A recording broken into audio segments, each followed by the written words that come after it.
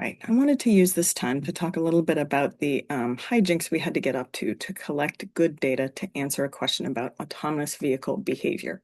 We needed a wizard. We only got a certain amount of carton, and this was the solution that we came up with.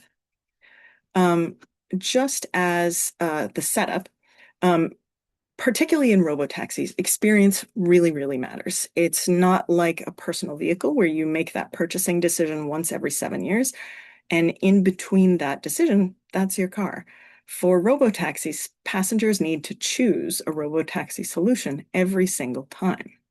So even if the car on a technical level works beautifully, if the experience is so unpleasant that passengers get out and never want to get in one again, then that doesn't actually work. So the question is, how much disruption does it take to change the experience enough that a passenger won't return?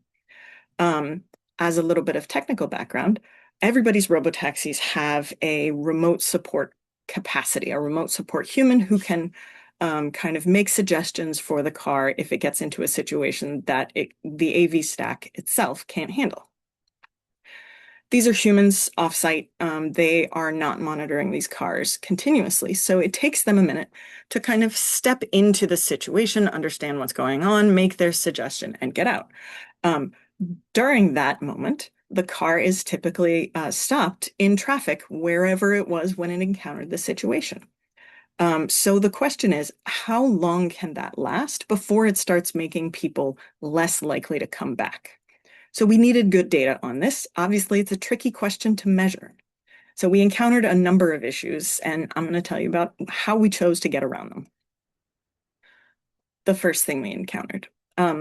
Obviously, an unexplained stop in an autonomous vehicle on public roads is very different from a stop in a human-driven car or a stop in an AV on a closed track with other cars. So the question is, how can we measure the real experience? How do we understand what passengers would experience in a real car, in a real situation?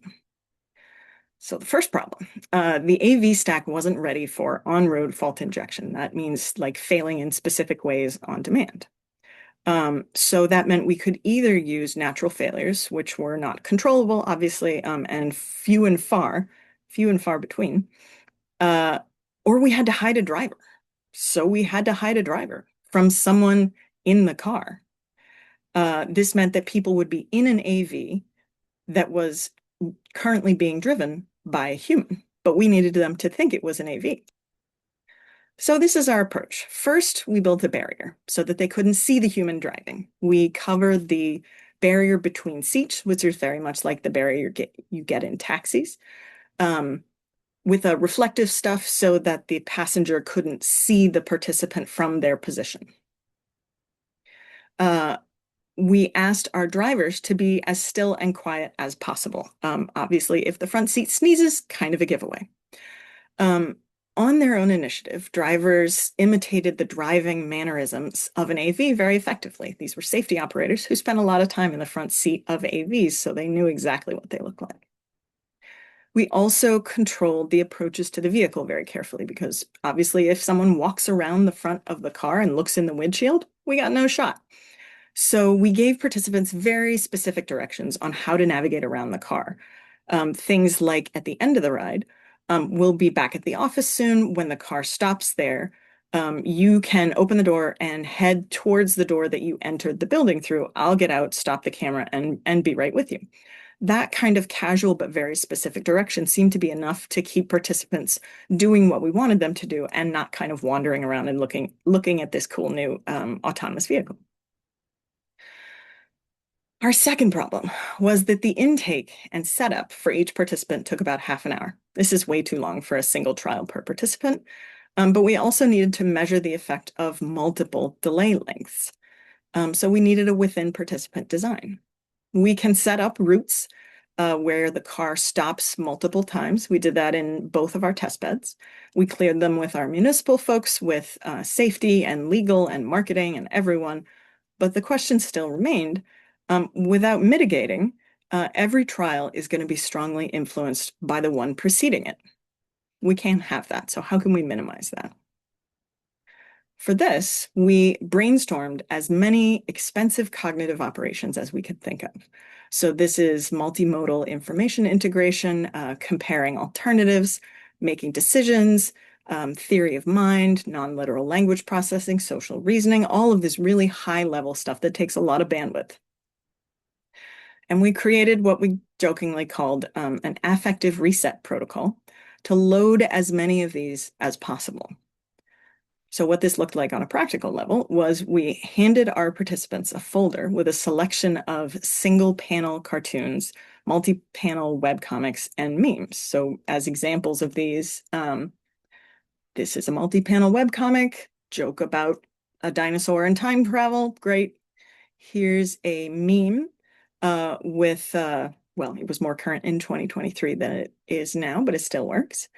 And my personal favorite of the single panel cartoons. This one is from the New Yorker. So we handed participants a folder full of this stuff, and we asked them to compare all of them and tell the researcher their favorite. This did seem to be effective in filling up all their processing space so that the experience of the last pause that they had just been through kind of just evaporated off their brain instead of staying around. Third problem, the logistics meant that we could not get around having a researcher in the car. The car needed to stop at slightly different times and places based on the vagaries of traffic. It was not practical to tell where the car is and what's going on to trigger the questions remotely. We had to have a researcher in the car. But the participant experience is very different if they're in a robotaxi alone than if they're accompanied by their friendly neighborhood user researcher, because people are reassuring. So for this problem, we created two roles for our two researchers. We called them friend and robot, and we switched off on these. So the friend role would greet participants warmly on arrival, like you normally would, take them back to the interview room, take them through the intake and the interview portions, be nice to them and human, answer any questions they have, explain what's going to happen, then take them out to the car and explain kind of the setup out there. The robot, by contrast, stayed in the interview room, working on a laptop, not looking at the participants, not making eye contact, not laughing at jokes, not responding at all. This robot researcher followed the participant out to the car and got in the backseat without saying anything, didn't initiate or respond to any conversations, spoke only as necessary to give directions and collect data, and answered everything else with either silence or we can talk more about that afterwards. Once the ride was over for the post-ride interview, the robot role research could kind of break mask, apologize, explain why we had done things the way we had done them, and do the post-ride data collection as a way of doing some relationship repair. So people generally left in a pretty positive state of mind, understanding why that one researcher had been so weird. The fourth problem. We can measure stress lots of different ways, but what we really want to know is whether it will change if people will come back. In 2023, now as well, very few people reliably had an opportunity to take a robotaxi in their daily life. So even assuming a fairly resource-intensive follow-up, there's no guarantee we would get the data that we needed. Because the answer that we really wanted is in the future, not in the present. So we had to figure out a proxy for future behavior. For this, we used a measure called behavioral intention in addition to stress. So here you can see in the blue box, this is the one item behavioral intention measure. It's really lightweight. You can collect ratio scale data very simply. It's used in a variety of different domains. It washes out beliefs about the likelihood of an opportunity happening again, because we don't really want to know whether participants think they will have an opportunity to take an AV again. We want to know, would they, if they did. We also had a validation set where participants responded to a behavioral intention question about a specific action, and considerably later were given the option to perform that action. So then you can, with that data set, we could correlate a specific level of behavioral intention with the likelihood that that action would actually happen given an opportunity. So what all this got us, as a top line, we had more time than we thought. Stress did not increase as an average until a very long delay, not just a long delay, a very long delay. Behavioral intention also was steady until a very long delay, not a long delay. So generally speaking, people did not get stressed or experience a whole lot of change until a really quite long stop in traffic. My personal explanation of this is when people asked what they should do during the ride when they were not providing data collection answers, we would tell them to do whatever they would do in a taxi or a rideshare. And so they were looking out the window, they were looking at their phone, they were not paying attention.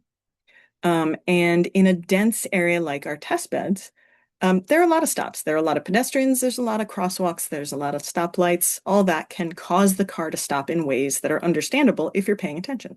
If you're not paying attention, there's nothing to distinguish a comprehensible stop for an inexplicable stop. And so it really took people quite a long time to notice what was going on and start responding to it. The very long stop was on the order of 2 minutes.